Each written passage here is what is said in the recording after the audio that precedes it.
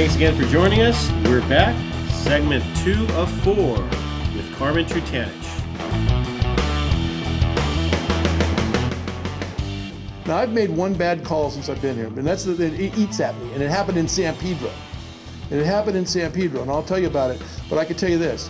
Let me give you an example of the stuff that I have to try, all right? And you tell me what you would do, all right? Let's assume that, and I won't give you the exact case because there could be appeal, but lo and behold, let's talk about one other case. The Pena case. Anybody familiar with the Pena case here? But I'll give you the facts and I'll bet you'll be familiar. How about the father that held his little daughter up in the air and and the daughter was shot in the head by a high-powered rifle? The mother sued us after the father was shooting at her and her stepdaughter. We tried that case. That was the very first case we tried. Do you know how hard of a decision that was? You know how the tears? There was no easy ending to that case. No, there's no easy ending because nobody wants to see a baby die. But the city of Los Angeles didn't kill that kid. The father did. And the jury found that and found no liability, by the way. But let me give you an example of a very sad case. And we have to make the decision every single day about what do you do as the city attorney.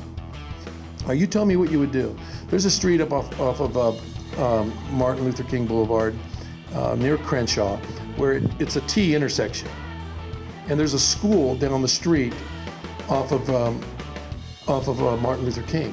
And it's just, I think it's just to the east of Crenshaw. Two kids, one an honor student, the other one B to A student, walking to school in the morning. The city of Los Angeles in 1998 had remodeled that intersection. They have a plan, they followed the plan.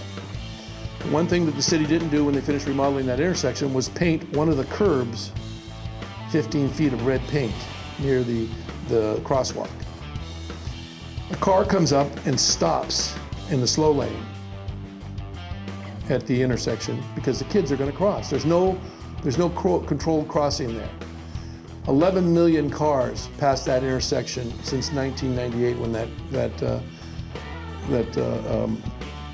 intersection was remodeled. Car stops in the slow lane. Another car in the lane closest to the center divider or center line goes through the crosswalk, hitting these two girls, killing one of them and brain damaging the other. The person that was driving the car ran the stop sign, ran the thing and took off. 10 to 15 minutes later, after the accident, that person comes back. Or that car comes back and the person that's driving the car says, I did it. Okay? Now, I don't know if it's the same guy or not, but they came back. Felony hit and run? Fair? Okay? The district attorney's office files a criminal charge on that gentleman. That case goes to trial, and guess what happens? They lose. They lose the criminal case. Now, the mother of the two children files a lawsuit against the city of Los Angeles. Why? Because this guy is a deadbeat. He has no money. He has, no insurance. And after they served him, he took off and he was nowhere to be found during the course of the civil trial. So who's there? There's only one defendant there, the city of LA. And why are we there? We're there only because we have deep pockets. We have money. And it's a tearjerker of a case. Now, what's our liability? We didn't do anything wrong. We just supplied the intersection. Well, 2 weeks before the trial, 2 weeks, now this happened 4 or 5 years ago. 2 weeks before the trial, they come up with a witness that says, oh, I was there and that curb, there was a car parked there and it should have been painted red. Okay? Now, we would have gotten over it on a summary judgment if they didn't have that factual witness as to whether or not that guy was there or not. So now we have a triable issue of fact as to whether or not if they had followed the plans and designed the intersection as it was drawn, that car wouldn't have been there, and they would have been able to see, the driver would have been able to see the girls and not hit them. That was their allegation. Now, Damages in that case, the last demand by the lawyer, and trust me, this lawyer is a very well-known and a very fine civil attorney. The last demand before trial was $22 million. Okay? Now, bad facts?